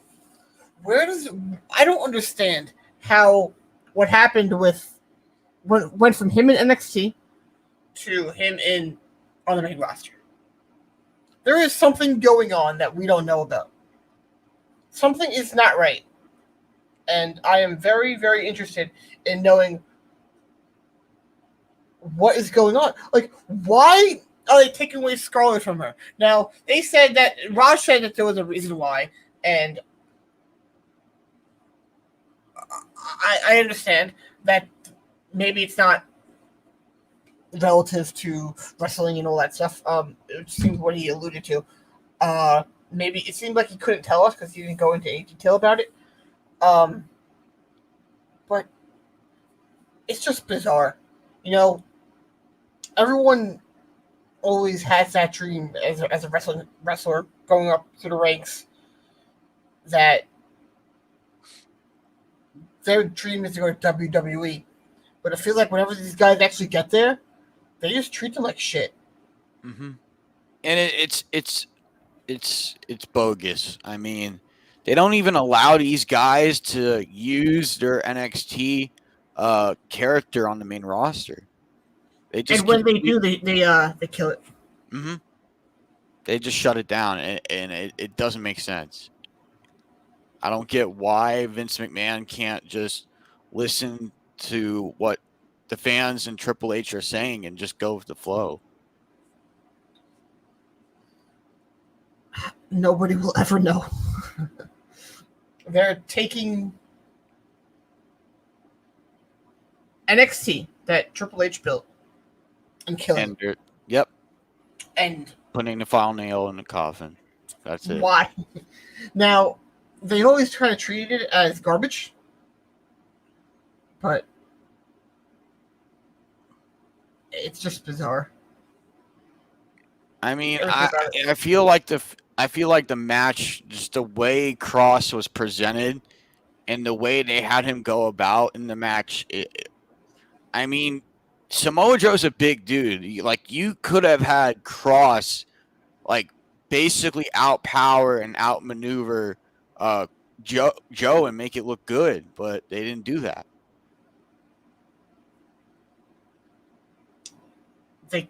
Why did they completely ignore everything that he did on TakeOver the night before on Raw? Why did they ignore him being a champion every night he'd been on Raw? And Nobody then they will thought ever it know. was a good idea to put him against Jeff Hardy and lose. Yeah. Why? How many licks does it take to get to a center of a Tootsie Pop? The world may never know. That's what it feels like whenever you're talking about anything that's in Vince's head. I don't understand what is going on. It feels like a punishment to him. Mm-hmm. But it's a really weird one. Taking somebody that you could have made pure money out of and just doing that, I don't know. It's weird. I think they want to kill anything that was Triple H's NXT. And I think he's coming up at the wrong time. Mm-hmm. I don't know what they're going to do with NXT at this point. I mean, there were talks about bringing in a third NXT show, and they were going to do that for Japan, apparently. I did hear that, and that was a rumor, but I don't think that ever would have happened because in order for them to get it to work, they would have had to purchase a pre-existing company.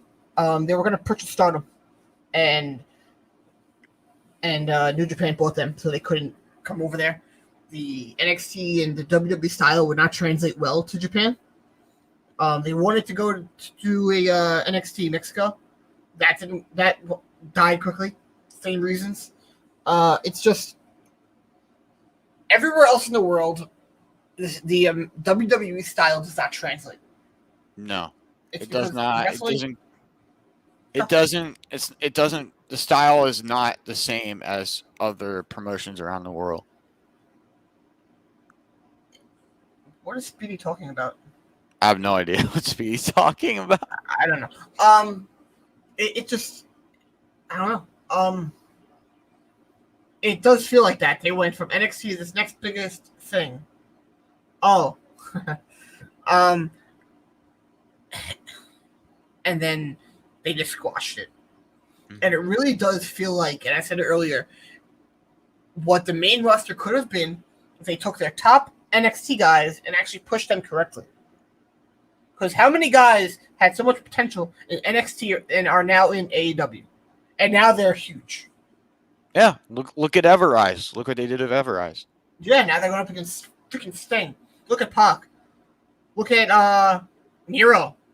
Look at Malachi Black. Look at Andrade. Look at so many guys over there that did well in NXT, and everyone knew they had talent, and they went up to the main roster and went. Just doesn't make sense to me. It kind of makes me wonder where Bronson Reed's gonna go, like what he's gonna do, because right now he's a free agent too, just like a lot of the stars that were announced on the release. Bronson Reed, that's also another weird one because he was getting tryout matches and then that's it. She's gone, or he's gone. I'm sorry. It's just a bizarre thing.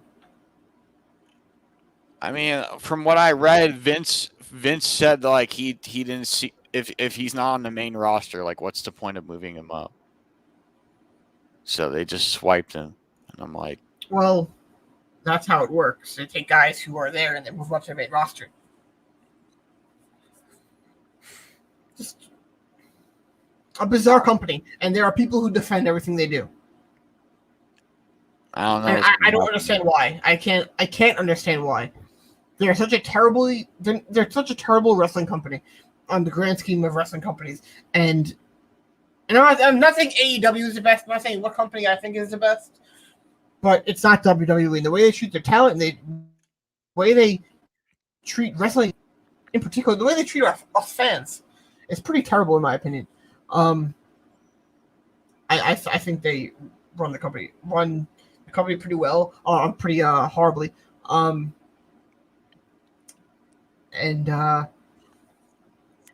It's just weird. Yeah, it's a weird situation they have going on over there. But now it's time to get to our finishing move. And my finishing move is I'm glad CM Punk is back. And I think he's gonna add so much story and different creative ideas to AEW, and and now that he's back, I think he's gonna do very well in the ring. I don't think it's changed at all, and I can't wait to see how he does against Darby Allin and how much he tries to put over Darby Allin in that match. It'll be interesting. Punk should definitely win his first match. I'm not sure what they're going to do with Punk in the long run. I said what I think that he should do, or what Tony Khan should do is should have him face MJF after MJF becomes champion. But My finishing move is, man, I really want Adam Cole to wait to debut till Halloween, the week of Halloween, in that episode of Dynamite, so he could be around a ghost going around everybody, like following the Elite around, but they'll like fade him out and he'll look like a ghost. That's what I want to happen, but it won't. No, I agree with you. I think it should happen that way.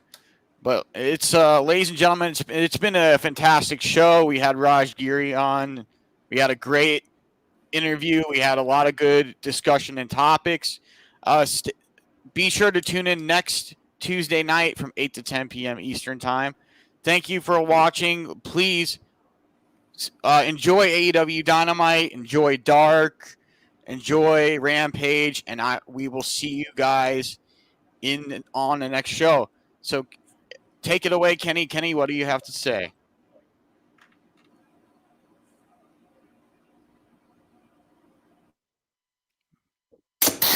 I must bid you adieu, so say with me now if you know it. Goodbye, and good night.